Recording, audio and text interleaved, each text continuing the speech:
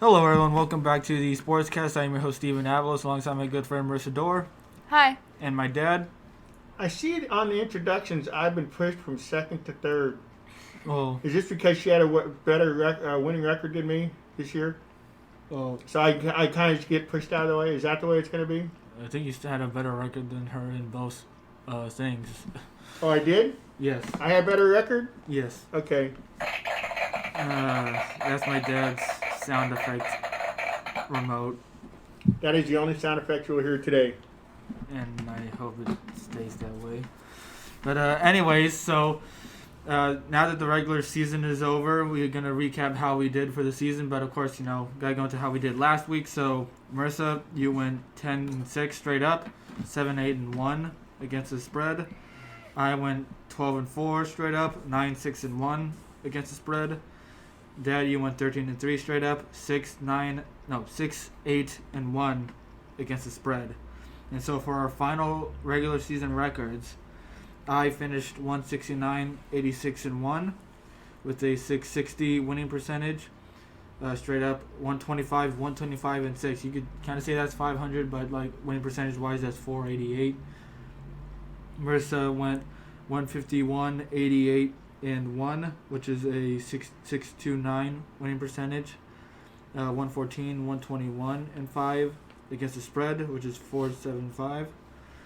Dad, you went 161-94-1 straight up, which is 628. And then exactly 500 against the spread, 128-122-6. Okay, I'm not happy with it, but I guess I'll accept it. So you are the champion against the spread, and I'm the champion in straight up record in wins and losses. You took my machine. I prefer that because it feels more real. Hey, don't knock the button. But anyway, so now the regular season is over. We'll have our reviews for the Raiders and Niners later on, probably maybe after the Super Bowl. Anyways, we now, the playoffs are completely set now. Wild card is this weekend. Can't wait for it. One thing that I really do look forward to though is the Sunday game between the Bears and the Saints, which it will be not only on CBS but also I think it's CBS, right? CBS, and yeah. Nickelodeon, which What? yeah, it's gonna be on Nickelodeon. They're gonna have like some special features on it, like computer effects to make it look cooler for kids, and even though because kids are really into the NFL. Yeah. I would honestly find it funny that like a fight broke out. That's what happened last time the Bears played the Saints this year. A fight broke out, where the player starts smacking the player, and then they punched him again, and they started fighting. Like, when something like that happens again, or someone gets caught with a hot mic, just for the kids to hear. Oh yeah. It can easily go wrong, but it can also go so right. I think that's a gimmick the NFL could do without. It must be nothing but a money grab. I kind of like it. I'm definitely gonna watch it. Well, I do recall when you had some friends here watching the Super Bowl, you guys got so hyped up when they showed a SpongeBob commercial. I think No, it wasn't a SpongeBob commercial. They're gonna do Sweet Victory, but they duped us for Travis Scott. They just played the first 10 seconds and then just went straight into Travis Scott like that. But you guys went crazy for that. I remember. Oh my God, SpongeBob! Went is the good way to say it, because then we were followed with disappointment because we realized, they're not really doing it. They just set it up and then went with something else. So you telling me Travis Scott is not your boy? No. Oh, okay. He's okay. You didn't order the Travis Scott meal? He's the Travis Scott meal from McDonald's, right? God, that thing was so stupid. So was the J Balvin one. That commercial made me laugh though because of how bad it was. But anyways, no, that Super Bowl is just such a bad memory. It was so bad in so many ways. To see how awkward it was seeing Adam Levine take off his shirt, and I was just like, no. And as Marissa bows her head in disappointment. You're not a cat guy, huh, Marissa? Sometimes. Depending on what it is and where it is? Yeah. Okay. I want to ask your favorite location, so. Okay. Well, anyways, let's stop talking about gimmicks. But now, so the wild card round is set, but we also do have our brackets on how we think the entire thing is going to go. And so I will go over my bracket first. Really? Yes. So, first off, in the wild card round, we have the Buffalo Bills against the Indianapolis Colts. I usually have the Buffalo Bills winning that one. I think they're a much better team. Colts, they got a great running game, and they could use that to carry them, but I just don't. And they got a great defense as well, but I just don't think they have enough, especially with Phillip Rivers. This could end up being Phillip Rivers' final game in the NFL. So I would go with Buffalo to win that game. Is easily. he signed for just 1 year? Yeah, it was just 1 year. Who else would they get besides him? I mean, he gave it. He had a great record.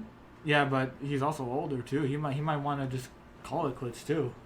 And Colts. He needs money to support all them kids. And actually, Carson Wentz is a favorite right now in like Vegas lines to be traded to Indianapolis. I thought he was going to the Raiders. Oh yeah. Raiders were number 3 in that, which is beyond stupid in my opinion. Like maybe as a backup. Humble opinion. As a backup, maybe, but if they were saying like to trade him as a starter, that's just dumb. But anyways, next then there would be the Pittsburgh Steelers against the Cleveland Browns. I almost said Cleveland Bears. Well, it's easy to go with Pittsburgh here. Unfortunately, I kept thinking that there'd be an easy first round exit, but because Cleveland is not going to have their head coach, and seeing the way they played against a Pittsburgh team that wasn't even at full force, and it ended up being a 2-point game, I'm going to go with Pittsburgh here. And plus, just the playoff experience that those guys have, I think, is what will prevail for them. Then the Tennessee Titans against the Baltimore Ravens. I will go with Baltimore to win that one, even though Tennessee pulled out a big upset last year, and they've definitely made improvements on offense. Despite already having Henry, Tannehill had a great year, and their defense though is so bad still, and they let that game get way too close against Houston last year. And then for the NFC, I got the Saints beating the Chicago Bears. I'm going to try to go through these a little quicker. Seattle beating the Rams. Rams are just right now, even though they have a great defense. I just don't think it's going to be enough for them, even though Seattle likes to play things close no matter what they're favored by. Then I'm going to go with Washington to beat Tampa Bay because Tom Brady is actually really bad this year with pressure, and Washington has one of the best front sevens in the NFL, so I'll go with that. And that's my wild card. So would everyone like to go? Who did you have the last game? Tampa Bay and Washington. I had Washington winning. Ooh, no, that's it. Yeah. But so what do you guys have for the wild card? Wild card, I have Buffalo, Indy. I got Buffalo. I think they're a fantastic team. Pittsburgh, Cleveland. I don't care if they have their coach is going to be gone. They have a game plan already. Coach doesn't even have to be on the sideline. Tennessee and Baltimore. I got Tennessee. Even though Baltimore has been playing a really good final month of the season, I think Tennessee's too tough. Their running game is out of this world. In the NFC, I got New Orleans, Chicago. I got New Orleans. Chicago's too wishy-washy, and New Orleans is, I think, we're going to run up and down the field on them. Seattle, L.A. There's no L.A. team. Seattle's going to take that one. Washington, Tampa Bay. I got Tampa Bay. Although I will say that I think we kind of thought that too last week when the Cardinals had a good chance against them, and even with Kyler Murray getting hurt in the first quarter, there was still a pretty pathetic performance by the Cardinals, especially on defense too. Yeah, well, they haven't been good all year on defense. Yeah. All right, Marissa, your wild card weekend. So for the Buffalo-Indianapolis game, I have Buffalo. They're the better team here. Cleveland, Pittsburgh. I'm going to go with Pittsburgh because I still don't think Cleveland should even be there. Yeah. Baltimore, Tennessee. I'm going to go with Tennessee here. Just, I have a lot of faith in Derrick Henry. He's still great. Okay, but why don't you think Cleveland should be there? I just don't. I feel like overall they played a lot of mediocre teams, and sometimes they lost to the Jets. I still remember that. Yeah, but the Rams lost to Jets too. Which they shouldn't be there either. And then for the NFC, Chicago, New Orleans. I have New Orleans winning. Chicago, yeah, they're just not strong all the time, I feel like. Anyway, Seattle against the Rams. I have Seattle winning. And then Tampa Bay and Washington. Tampa Bay winning that one. All right. So moving on to the divisional round. So Buffalo against Pittsburgh. I got Buffalo winning that one. I just think, seeing how they played last time, I think it could go something very similar to that. So Buffalo will win that one. And Baltimore, Kansas City. I'm going to go with Baltimore to win this one. Seeing how Kansas City was really slipping up, and of course, like playoff time is much different, than regular season. I just have a feeling that it might spill into the playoffs as well. And I think it's going to be a gigantic shootout between these two teams. But I think Baltimore has the better defense, and if they can just get, a few stops on Patrick Mahomes, that's going to be a big difference maker right there. Then so you're taking Baltimore? Yeah. Over KC? Mm-hmm. Hey, you got Cleveland over Pittsburgh. Yeah. No. Head coach still matters. Yeah, but you said you don't like Cleveland because their head coach won't be there. They have game plans. Yeah, but you see how coaching decisions still affecting, such as game time management. The Raiders would have been better off without Gruden on the sideline. Let me tell you that much. Yeah, or what about the Broncos with Vic Fangio? They would have been better off without him. But how many same thing with how many teams benefit? That was the worst clock management I've seen. He deserved to get fired. I'm sorry. For the Chargers, he did get fired. He said the Chargers. Oh, okay. But anyways, though, like if a team can, take it pegged down from head coaching decisions on the sideline, a team can easily also benefit as well from decisions too. Making decisions on the fly. That's what they get paid for. They have to make those decisions, not just to prep them up for it each week. They gotta be able to, command them. And I think Stefanski did a great job at that. He might get Coach of the Year, I think. But anyways, and for the NFC, I will have New Orleans beating the Seattle Seahawks. I just think Seattle, I could see them putting up a pretty weak performance. I could maybe Wilson, he might have a decent game, but overall, I just don't think it'll be anything like good enough to win against New Orleans. Then Washington and Green Bay. I'm gonna go with Green Bay to win this one. I can see this one getting like too close in the second half because Green Bay they've had some really weak second halves before, but I still have them winning. There's no reason why Washington should overpower them. So everyone else's divisional round. Dad first. I got Buffalo with Cleveland. I got Buffalo winning. I just think they're a better team. Like I said, I would have picked them to win the AFC, but I think the winner of the next game. Oh yeah, I think Buffalo is going to end up playing KC in the finals. So obviously, my next pick was between Tennessee and Kansas City. Is Kansas City. While Tennessee's a damn good team. I think KC is going to win back-to-back. I think they've almost downplayed this year, and they're gonna kick it into second gear in the playoffs. All right, and then you get the NFC into? Yeah, New Orleans, Seattle.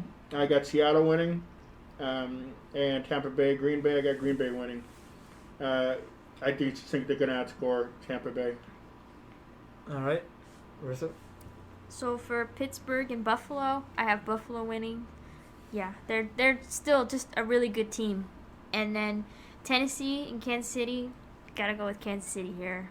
I think they're gonna be a beast in the playoffs like last year. And unfortunately, I don't think anybody's gonna be able to stop them. So for the NFC, Seattle and New Orleans, I have New Orleans winning here, kind of for the same reason that Steven said. And then Tampa Bay and Green Bay. I think this one's going to be a close game, actually, but I have Green Bay winning, even if their second half isn't great. I think they have a little bit of an edge against Tampa Bay. All right. And now going into the conference championship. So for the AFC championship, I got the Bills against the Ravens. I'm going to go with the Bills to win that one. I think this could be a little bit more on the defensive side, but I will have Buffalo winning it. And then for the NFC Championship, New Orleans and Green Bay, I'm going to go a little bold here because I know a lot of people have Green Bay going, but I will have New Orleans. I just think maybe, jeez. Well, one of Green Bay's biggest weakness right now is the running game. And so, with Alvin Kamara, hopefully he'll be back. He should be back at this time. They're only worried about possibly missing him for the wild card. hopefully that doesn't become a big deal. But they got also another great running back in Latavius Murray. We know about him because he was with the Raiders. What do you call it? I just want to go with New Orleans. And things happen. How many times has there been games where it's like, oh, this team should obviously go? Like, the Ravens before when they were 14-2, who thought that they could be stopped exactly? And then what happened? They lost in the first round. Upsets happen. Upsets happen. So that's what I'm gonna go with. I'm gonna have to go with some upsets because we can't just go with what's expected. Oh, you just can't go for the better team. No. Okay, and what's yours, Dad? The semifinals, I got Buffalo, KC. I got KC winning. NFC, Seattle, Green Bay. I got Green Bay winning. Go Bears, Rodgers, all the way. But he won't go all the way, actually, because he will lose in the finals to KC. In the finals, I got KC, Green Bay. You could just wait a second for us to go over each of our Super Bowls. I just did. Okay, Marissa. So Buffalo, Kansas City. Yeah, Kansas City's gonna win here. I'm hoping not, but I think for the bracket's sake, I have to go with Kansas City here. And then New Orleans, Green Bay. Yeah, I'm gonna go with Green Bay here. All right. And so now for the Super Bowl, someone already said theirs. Marissa, I'll let you go first. I have the same exact thing. Oh, jeez. Okay, so for me, I have Buffalo and New Orleans, and I'm going to go with Buffalo to win this one. They will finally avenge their dreaded, the Four Falls of Buffalo and win their first Super Bowl championship for their franchise. I really hope this happens. It's just I can get other things wrong, but I really hope Buffalo wins. Especially because I can't stand to see Kansas City win a repeat. What about Patrick Mahomes? Yeah, my homies. No, he's not my homie. All right, so that concludes our picks for the our brackets for the NFL playoffs. And Marissa and I are actually going to talk a little bit about the MLB offseason and such. So, Dad? See you next week. Yep, and I was talking about the offseason, so... Hot stove. Yes, the hot stove. So, of course, you're much more proficient in understanding baseball than I am. Okay. So, would you like to show things off? Okay, so if you go ahead and look at all the moves, a lot of teams made small moves, whether it be getting guys for their minor leagues or exercising club options. So some of the smaller moves that I took into account were like Toronto Blue Jays signed Robbie Ray to a 1-year contract. I think he did all right for them at the end of the year, so that's a pretty good deal for them. Charlie Morton ended up signing a 1-year contract with the Braves, and Hunter Renfroe, not from the Raiders, he signed a 1-year deal with the Boston Red Sox. Oh, really? So those are, I guess, pretty significant for your teams, if those are your teams. But onto the bigger moves that were more significant to everybody else. And pretty much all in the West. Yeah. Oh. Okay. So first, this one's actually not the West. Oh. Okay. Yeah. Your fault. Go ahead. Car's fault. No. So Josh Bell was traded to the Washington Nationals for a right-handed pitcher named Will Crow and a minor league player. You said a red-headed pitcher? Right-handed pitcher. Okay. Did you say bye? Go ahead. And then another minor league pitcher, Eddie Yean. So, do you want to talk about that a little bit? So for Josh Bell, the Nationals were pretty mediocre-ish last year. I believe they had a few injuries, Yeah. people opting out. Juan Soto, he yeah. had COVID, I know. But he did come back and finish very well. Yeah, but I think they had a really rough start. Like it was like a big. It looks like a big hangover, but when you consider the injuries, it's like I don't know if you call it a hangover. Yeah. But anyways, I'm really happy for Josh Bell. I'm glad he's off of the Pirates because I used to love the Pirates. Mainly for what's his name? McCutcheon? Clemente. Oh, Roberto Clemente. And also McCutcheon. They're two of my favorite players in the MLB. But they just really became toxic for a couple of years, especially when Archer got there. Oh, ouch. Yeah, I used to like Archer when he was on the Rays, but once he moved to Pittsburgh, he just became a different person, and so did many other players. They just had such bad attitudes. The Pirates have had some bad luck. Yeah. I mean, one of their players got arrested 2 years ago for Yeah, some bad things. that things. Uh, There's a certain letter, but I won't say it. Anyways, I'm really happy for Josh Bell. He was like, one of the Pirates that I really did. I was a big fan of him, so I'm glad. I hope he becomes a key piece to the Nationals for, I don't know how long he's going to be there for, but that makes a difference. yeah, this is a great move for Josh Bell. Having other players who can hit around you in a lineup will be really great for him because I do think he was carrying the Pirates a lot of the time. He was an all-star 2 years ago because 2019 and COVID. And he's just a really great guy. I think the Pirates, their front office even said, he's a guy that we're going to root for no matter where he goes because he's just a great guy. So good for Josh Bell. Next up, this one's big in the West. So Blake Snell was traded to the Padres for a bunch of prospects and other guys who may have played a couple of games last year. Do you want me to go through them? Yeah, keep going. Okay. So for pitcher Luis Patino, Francisco Mejia, who's a catcher, and then minor league catcher Blake Hunt and minor league pitcher Cole Wilcox. So this is obviously a big deal for the Padres because, they're trying to win. They're going to try to beat the Dodgers, who have pretty much been the best in the West for the last couple years. That makes you happy, doesn't it? Who? The Padres? No, you. What? No. I was making fun of you, Giants fan. But anyways. Yeah, it's definitely going to be tougher for the Giants and everybody else who has to face the Padres. They're loaded with starting pitching, because their next trade, they got Yu Darvish from the Chicago Cubs they gave up Zach Davies in this trade and a bunch of other minor league players. They also ended up getting catcher Vic Caratini. So this was definitely great for the Padres and not for everybody else. What do you think about this?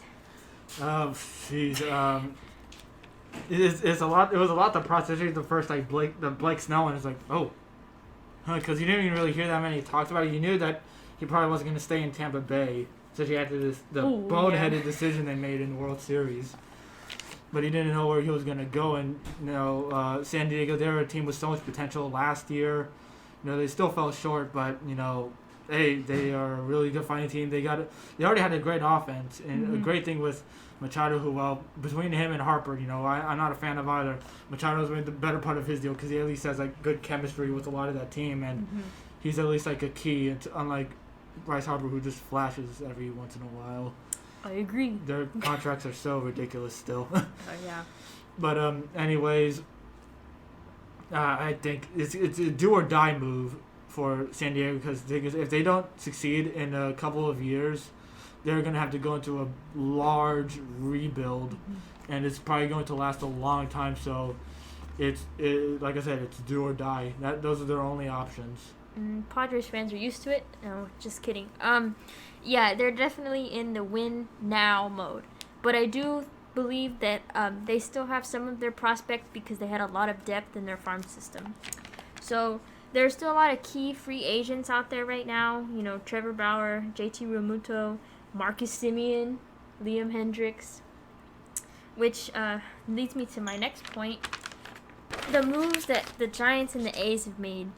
So I'm going to start off with the A's, who haven't really done much this offseason. I mean, they still have time, but so far they've lost Robbie Grossman to Detroit, and they picked up two guys in the Rule 5 draft. So Danny Jimenez, a relief pitcher, I believe, and Blaze Kai Tom, who's an outfielder who's supposed to replace Robbie Grossman. He's from Cleveland, and Danny Jimenez is from Toronto. So there are still a lot of guys that are unsigned for the A's, such as Fires, Hendricks, LaStella, Lamb, and Mengden. So, Steven, what do you have to say about the moves your team hasn't made? I had no expectations, and yet I'm still disappointed. It's just a reflection of how pathetic the ownership is there. Jeff Fisher, I know he's supposed to be one of the richest owners, but he puts in little to no money for this team. And he couldn't care less about what happens with the A's. And I don't even know if when they move I don't know when that will be either, because I know it's supposed to be for 2023 when they go into Howard Terminal, I believe, or no, not there, but they're supposed to go somewhere else. When they relocate, that's not even a guarantee that they'll become richer. Like I don't think so. I think it's all just a lie, and unfortunately, I think the A's will still be a team that can surprise people, but there's like no expectations really for the World Series or any playoff runs. It's sad, honestly. I think they're gonna have a harder time succeeding if they don't re-sign Marcus Semien. I think he's an integral piece to their team. How many times have they been willing to just let go or just trade away integral pieces? Yeah. It's a shame. Yeah. But, well, I mean, I guess the Giants have been a little bit more active. They signed Tyler Anderson to a 1-year contract, and Kevin Gossman accepted his qualifying offer. Both these guys did a pretty decent job as starting pitchers last year. And, I think they released Jeff Samardzija, and they still have Johnny Cueto, I believe. But the Giants are not doing well with pitching right now. Maybe they should have kept Bumgarner. Oh, really? They also signed Chadwick Tromp, Tromp, who he primarily caught for Johnny Cueto last year. I think they might have signed him to a minor league deal. I don't really know if he's going to be a backup guy because they signed Kurt Caselli from the Cincinnati Reds to a 1-year deal. He will probably end up being the backup to Buster Posey, who will return this year. And finally, they signed starting pitcher Anthony Desclafani. Sorry, his name's a little odd. Who was also from Cincinnati. That was another 1-year deal.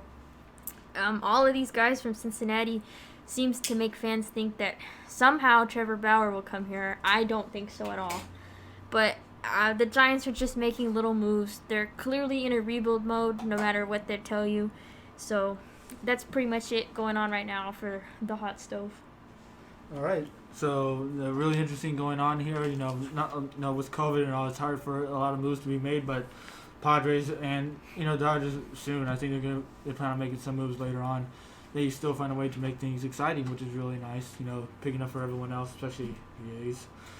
But that should conclude our episode for today. I know this was a really short one, but my dad and I are going to have one dedicated to just the NBA this week as well. Hope you guys enjoyed. Yes. The long-awaited. Yes. Good night. Good night.